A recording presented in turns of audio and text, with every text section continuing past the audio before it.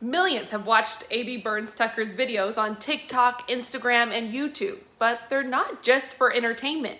I'm Taylor Torgano in Los Angeles with the updates Gen Z and millennials are getting on the war in Ukraine and why A.B. says it's so important to speak in their language. As she prepares to film another video about the war in Ukraine for social media, A.B. Burns Tucker says she never expected that making these would become more than a hobby. I was like, well, I'm just gonna try to do it in a way like if I was talking to one of my friends or, like just a random conversation. Watching the conflict unfold in the news, the law student decided to make this first video to give her friends a better understanding of what was happening between Russia and Ukraine and why it mattered. But this is what happened.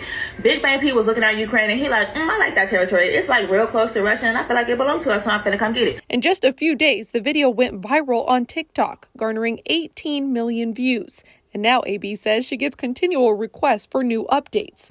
Though she makes sure the content is amusing, she spends hours researching and source-checking the information to make sure it's factual, too. Her videos on the war in Ukraine are what have put her in the spotlight, but A.B. has been making videos about domestic politics for years. She says ultimately her goal is to help the younger generation feel informed enough to get involved, too. I think it's important to make other groups of people feel invited into that space. But not everyone producing content for social media can be considered an expert, says Kevin Walston, political science professor at Cal State Long Beach. He's been researching the impacts of social media for 2 decades and says up to 80% of millennials and Gen Z use YouTube, TikTok, and Instagram as their primary source of information. He says with this, there are pros and cons. We have unprecedented access to the front lines of war with citizen reporters who record and post history as it occurs. But there aren't enough measures in place to filter out fake news. Everybody can now, with compelling enough content, attract an audience independent of its truth or falsity, independent